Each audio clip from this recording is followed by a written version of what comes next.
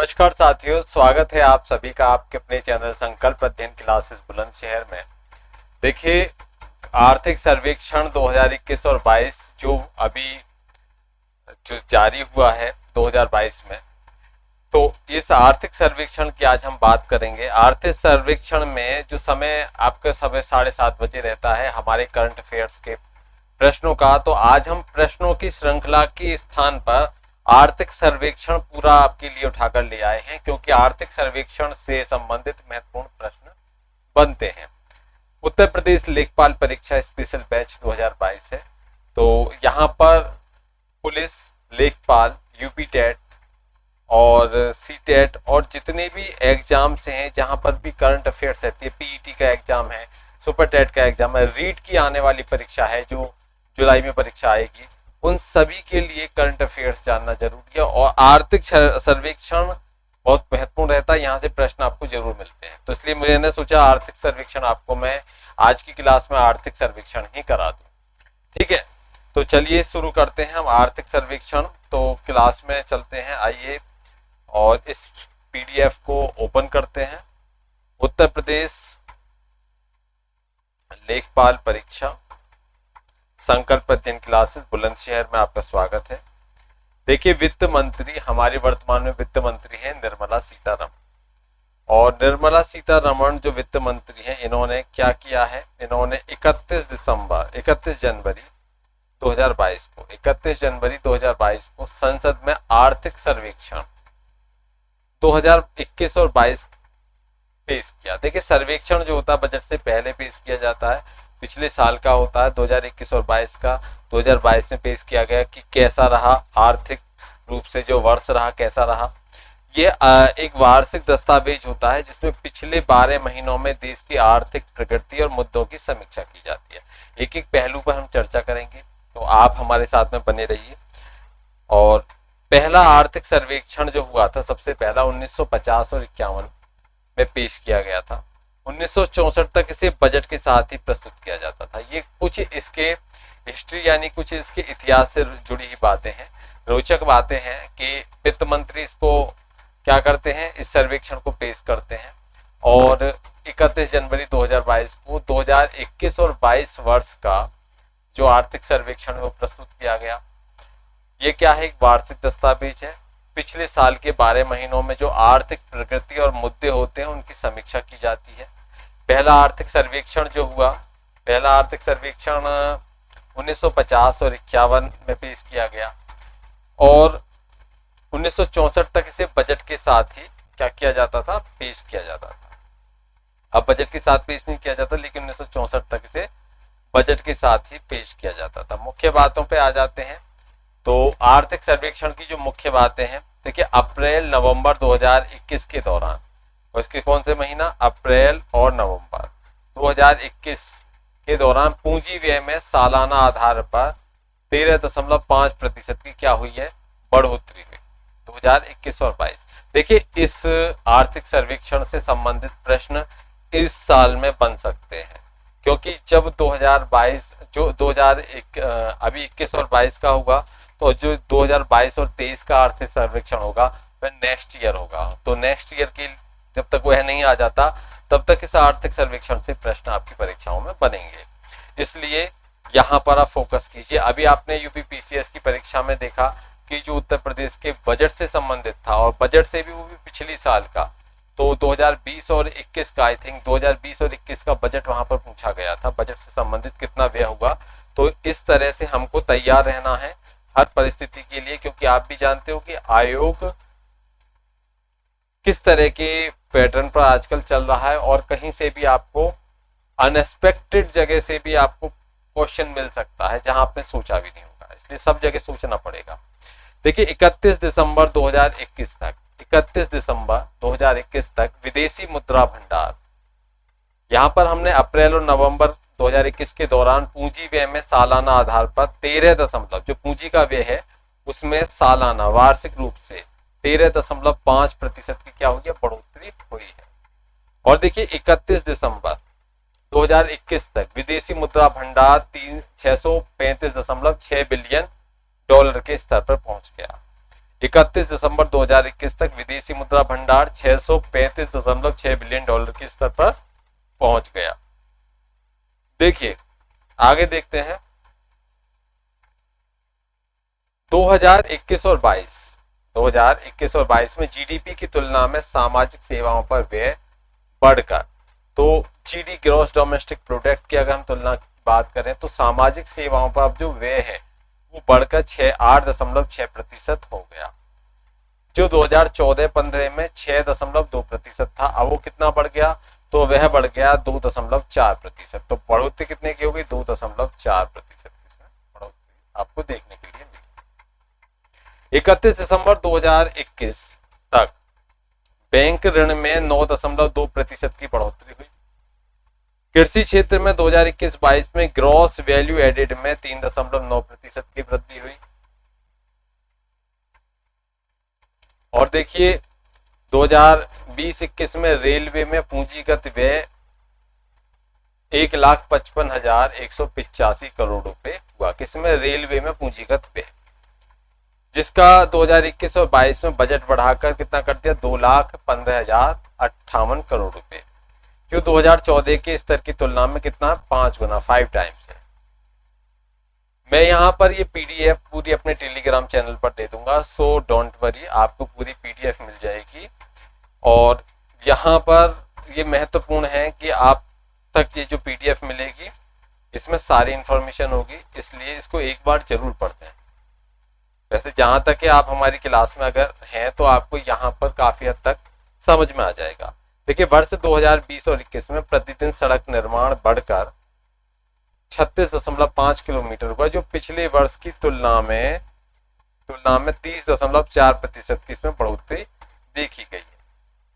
अर्थव्यवस्था की स्थिति अगर हम देखें तो वित्त वर्ष 2022 और 23 में भारत की आर्थिक विकास दर 8.0 से 8.5% होने का अनुमान है। ठीक है, देखिए चालू वित्त वर्ष 2021 और 22 में भारतीय अर्थव्यवस्था 9.2% की वास्तविक वृद्धि जो उसमें दर्ज की गई है 2021 और 22 के लिए। आगे देखते हैं वित्त वर्ष 2025-26 तक 2025 और 26 तक भारत के 5 ट्रिलियन डॉलर के जीडीपी लक्ष्य को प्राप्त करने के लिए भारत को बुनियादी ढांचे पर इस अवधि में लगभग 1.4 ट्रिलियन अमेरिकी डॉलर खर्च करने की आवश्यकता है। ठीक है, आगे देखिए वित्त वर्ष 2020 और 21 में 7.3% की गिरावट के बाद 2021 और 22 में भारतीय अर्थव्यवस्था के 9.3% बढ़ने का अनुमान है। वहीं विश्व बैंक, एशियाई विकास बैंक, IMF के ताजा विश्व आर्थिक परिदृश्य के अनुमान के तहत 2022 और 23 में भारत की रियल जीडीपी जो विकास दर है ये 8.7 और 7.8.7 और 7.5 और 9%, और IMF द्वारा 2023 और 24 में 7.1% रहने की संभावना जताई जा रही है। देखिए प्रश्न आ जाते हैं इनसे, तो इसलिए आप इसको नोट करते चलिए। एक एक जो भी आंकड़े हैं, जो भी डेटा है, महत्वपूर्ण है।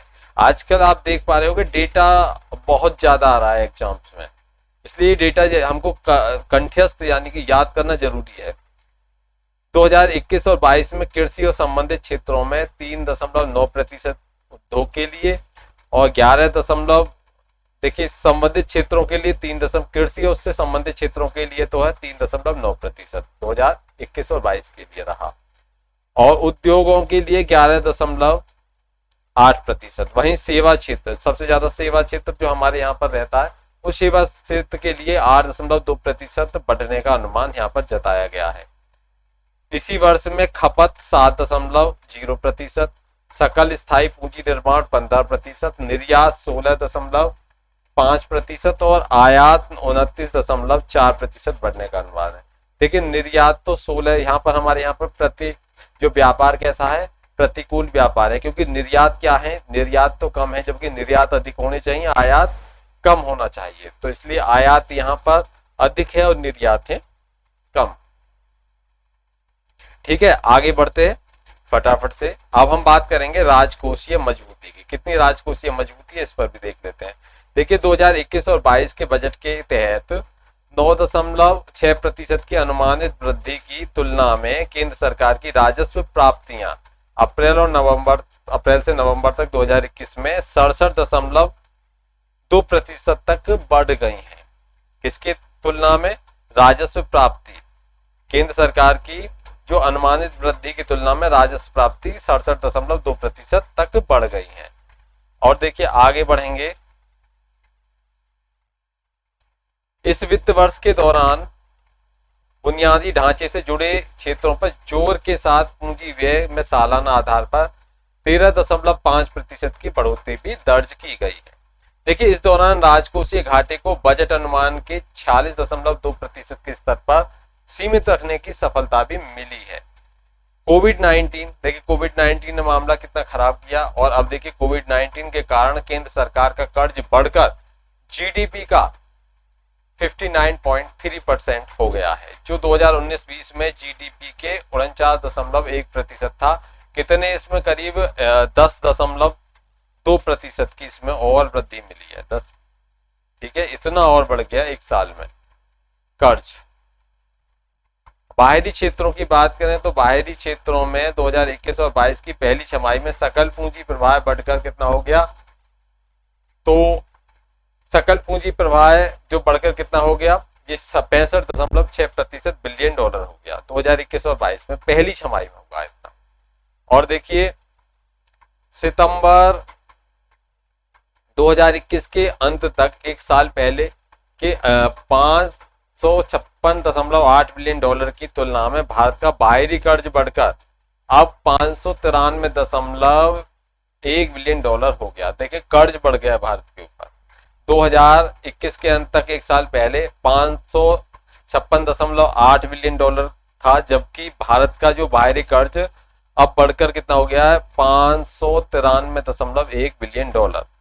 2021-22 की पहली छमाही में विदेशी मुद्रा भंडार 600 बिलियन डॉलर से ऊपर निकल गया और 31 दिसंबर 2021 तक 633.6 बिलियन डॉलर के स्तर पर ये पहुंच गया। ठीक है, मैं यहां से कुछ देर के लिए हट जाता हूं ताकि आपको ये पूरी क्लास दिख सके, क्योंकि ये बहुत महत्वपूर्ण क्लास है, इसलिए यहां हटना जरूरी है आपकी स्क्रीन से। देखिए नवंबर 2021 के अंत तक चीन, जापान और स्विट्जरलैंड के बाद भारत चौथा सबसे ज्यादा विदेशी मुद्रा भंडार वाला देश बना है। यहां से करंट अफेयर का प्रश्न आप देखिए कितना अच्छा बन रहा है।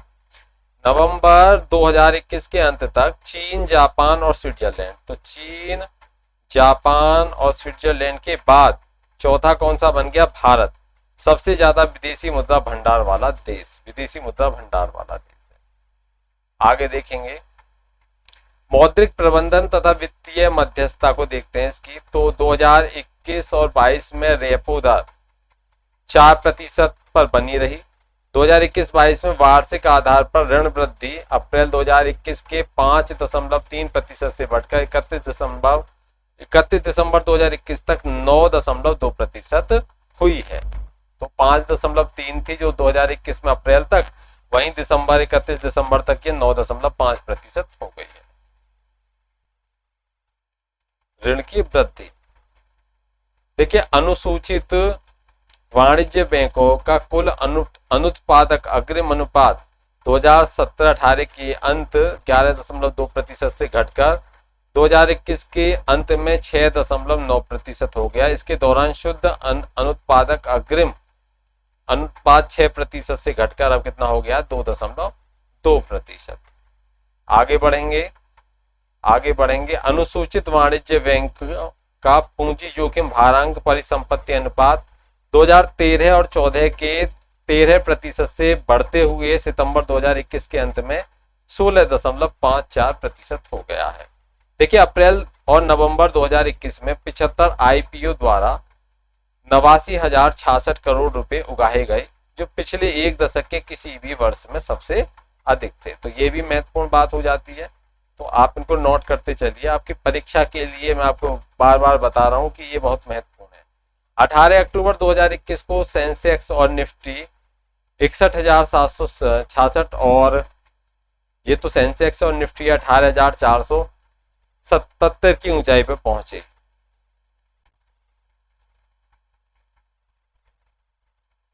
अब बात करेंगे मूल्य तथा मुद्रास्फीति की। देखिए, औसत शीर्ष सीपीआई संयुक्त मुद्रास्फीति 2021 और 22 अप्रैल से दिसंबर में सुधर कर 5.2% हुई, जबकि 2020 और 21 में इसी अवधि में ये बढ़ गई थी।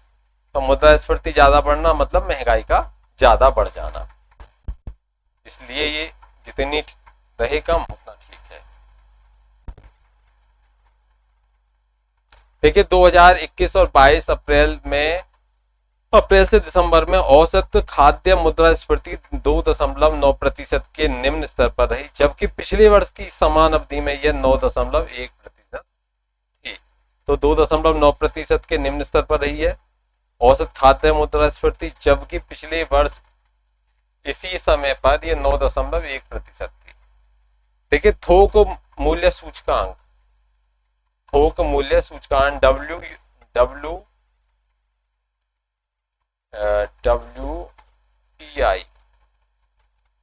पर आधारित थोक मुद्रास्फीति 2021 और 22 जो अप्रैल से दिसंबर के दौरान 12.5% तक बढ़ी है। ठीक है, अब हम बढ़ेंगे आगे। सतत विकास तथा जलवायु परिवर्तन। देखिए सतत विकास तथा जलवायु परिवर्तन, तो नीति आयोग नीति आयोग SDG इंडिया सूचकांक तथा डैशबोर्ड पर भारत का समग्र स्कोर 2020 और 21 में अब सुधर कर 66 हो गया। 2019 और 20 में 60 था। इसमें फ्रूट नट्स 65 से 99 स्कोर पर उनकी संख्या 2020 और 21 में 22 राज्यों और केंद्र शासित प्रदेशों में बढ़ी, जो 2020 और 21 में 10 थी। ठीक है, आगे देखते हैं।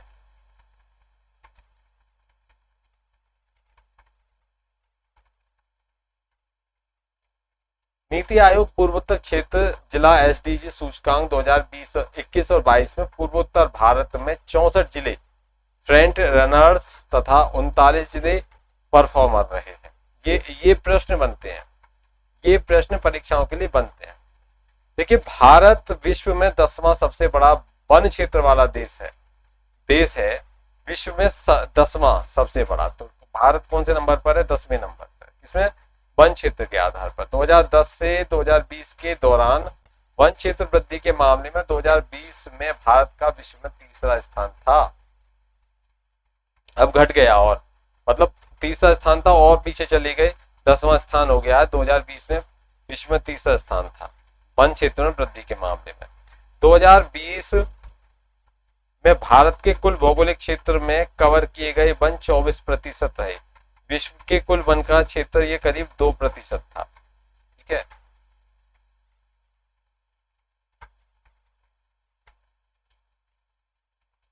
देखिए अगस्त 2021 में प्लास्टिक कचरा प्रबंधन नियम 2021 अनुसूचित किया गया। ये प्रश्न है, मैं जहां पर अंडरलाइन करूंगा आप उनको जरूर नोट कर लीजिए, जिसका उद्देश्य 2022 तक सिंगल यूज प्लास्टिक को समाप्त करना है। बन गया प्रश्न, कब तक? अब प्रश्न ऐसे भी आ सकता है कि जो प्लास्टिक कचरा प्रबंधन नियम 2021 है उसका उद्देश्य क्या है? तो यहाँ पर एक ऑप्शन ये भी आ सकता है कि 2022 तक सिंगल यूज प्लास्टिक को समाप्त करना, तो ये ध्यान रखना है।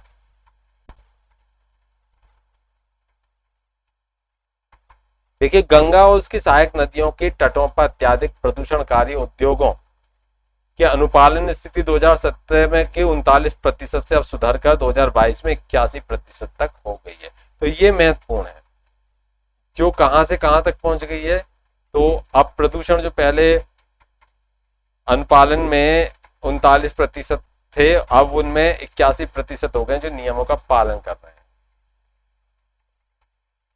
देखिए आगे है उत्सर्जित अपशिष्ट में 2017 के 349.13 मिलियन लीटर दैनिक MLD से 2020 में 280.20 MLD की कमी आई है। प्रधानमंत्री ने नवंबर 2021 में ग्लासगो में आयोजित पक्षों के 26वें सम्मेलन COP26 के राष्ट्रीय वक्तव्य के हिस्से के रूप में उत्सर्जन में कमी लाने के लिए 2030 तक प्राप्त किए जाने वाले महत्वाकांक्षी लक्ष्यों की क्या की है, घोषणा की है। ये ध्यान रखना है। कृषि तथा खाद्य प्रबंधन, कृषि तथा खाद्य प्रबंधन, तो देखिए देश के कुल मूल्यवर्धक में महत्वपूर्ण 18.8% 2021 और 22 की वृद्धि हुई है। इस तहत 2020 और 21 में ये 3.6% की वृद्धि हुई और 2021 और 22 में 3.9% की वृद्धि दर्ज की गई है, बड़ी है। और देखिए 2014 की SAS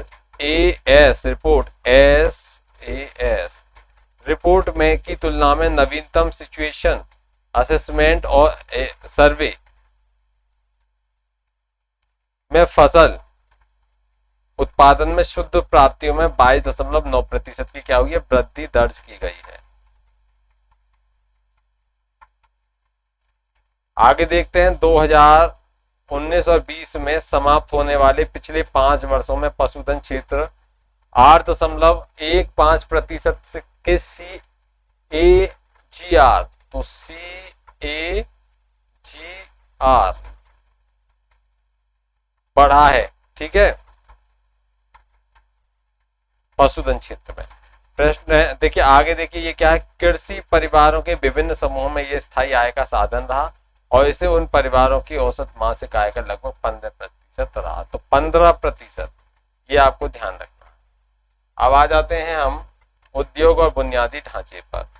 तो देखिए अप्रैल से नवंबर 2021 के दौरान औद्योगिक उत्पादन का सूचकांक बढ़कर 17.4% वर्ष दर वर्ष हो गया है। अप्रैल से नवंबर 2020 में 15.3% की क्या हुई थी, 3% हुआ था। भारतीय रेलवे के लिए पूंजीगत व्यय 2009 से 2014 5 वर्ष हो गई। 5 वर्ष के दौरान 45,980 करोड़ रुपए के वार्षिक औसत से बढ़कर 2020-21 में कितना हो गया, 2020-21 में 1,55,181 करोड़ रुपए हो गया और 2021 और 22 में से 2,15,058 करोड़ रुपए तक बढ़ाकर बजट रखा गया। इस प्रकार इसमें 2014 के स्तर की तुलना में 5 गुना क्या हुई है, बढ़ोतरी हुई है, ठीक है। अब बढ़ेंगे हम आगे। देखिए वर्ष 2020 और 21 में प्रतिदिन सड़क निर्माण की सीमा को अब कितना बढ़ा दिया, 36.5 किलोमीटर कर दिया है, जो 2019 और 20 में 28 किलोमीटर था उसको बढ़ा दिया। इस प्रकार 30.4% की बढ़ोतरी दर्ज हुई है। बड़े कॉर्पोरेट बिक्री अनुपात से निवल लाभ वर्ष 2021 और 22 की जुलाई सितंबर तिमाही में महामारी के बावजूद 10.6% के सार्वकालिक उच्च स्तर पर पहुंच गया है। तो ये महत्वपूर्ण है कि महामारी चल रही है फिर भी हम विकास कर रहे हैं। सेवाओं में देखिए समग्र सेवा क्षेत्र GVA में 2021 और 22 में 8.2% की बढ़ोतरी होने की उम्मीद है। वर्ष 2021 और 22 की पहली छमाही के दौरान सेवा क्षेत्र ने 16.7% रहा। देखिए बिलियन अमेरिकी डॉलर से अधिक प्रत्यक्ष विदेशी निवेश प्राप्त किया, जो भारत में कुल FDI प्रवाह का लगभग 54% है।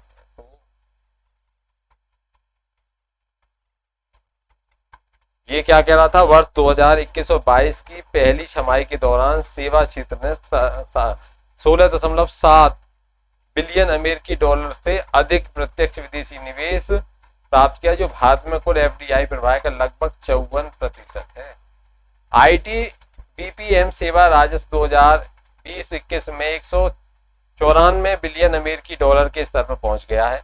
इस अवधि के दौरान इस क्षेत्र में 1.38 लाख कर्मचारी शामिल थे, ठीक है। सेवा निर्यात ने 2020-21 की जनवरी माह तिमाही में पूर्व महामारी स्तर को पार कर लिया और उसमें पूर्व महामारी स्तर इसमें 2021 और 22 की पहली छमाही में 21.6% की वृद्धि हुई है। चलिए यहां देखिए, भारत और अमेरिका और चीन के बाद विश्व में तीसरा सबसे बड़ा स्टार्टअप इकोसिस्टम बन गया है।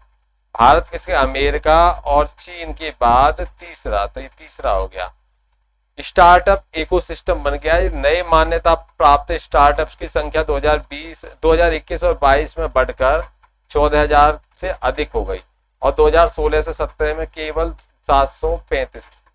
ठीक है, 14,000 होगी 735 से।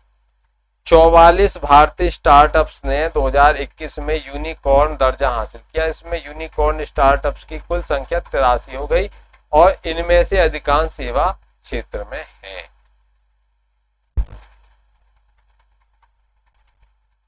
सामाजिक बुनियादी ढांचा और रोजगार को भी देख लेते हैं। देखिए 16 जनवरी 2022 तक कोविड-19 टीके की 157.94 करोड़ खुराक दी जा चुकी हैं। इनमें से 91.39 करोड़ पहली खुराक और 66.05 करोड़ दूसरी खुराक शामिल है।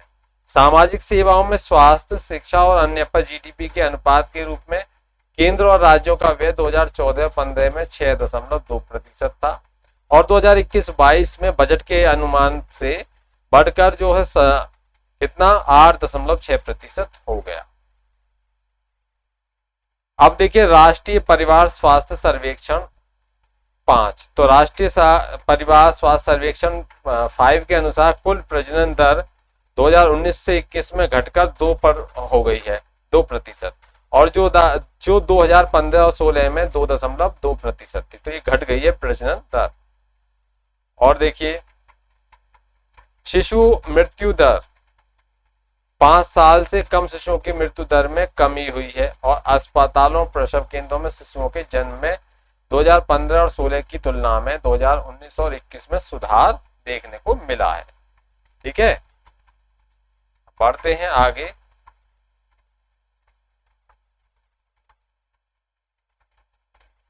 यहां तक कोई डाउट हो तो कमेंट बॉक्स में कमेंट कर लीजिए। आर्थिक सर्वेक्षण हम देख रहे हैं और परीक्षा के लिए आर्थिक सर्वेक्षण बहुत ज्यादा महत्वपूर्ण है।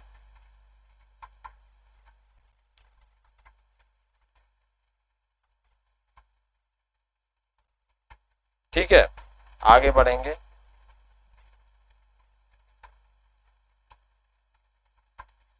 अच्छा हो गया, ये कंप्लीट हो गया, इतना ही था। तो आज के लिए इतना ही। अब मैं स्क्रीन पर आ जाता हूं फटाफट से, क्योंकि आपको मैंने पूरी क्लास शो करा दी है। तो आज के लिए इतना ही। आई होप आपको ये क्लास अच्छी लगी होगी। आज हमने करंट अफेयर्स में क्वेश्चन आंसर्स को ना लेकर आर्थिक सर्वेक्षण 2021 और 22 को लिया, क्योंकि हमारा जो टारगेट है, हमारा जो लक्ष्य है, परीक्षा में सफलता दिलाना है, ताकि आपको जो आने वाली परीक्षाएं हैं उनमें आपको सफल होना है। इसलिए सिर्फ एक ही पैटर्न पर नहीं चलना। अगर किसी दिन मुझे लगेगा कि प्रश्न देने हैं तो प्रश्न, और किसी दिन लगेगा कि कुछ नया टॉपिक मैं आपको करंट अफेयर का कराऊं, तो मैं इसी सुबह के 7:30 पर मैं आपको कराऊंगा। क्योंकि प्रश्न यहां से भी कौन कौन से बन सकते थे मैंने आर्थिक सर्वेक्षण में आपको दिखा दिया है।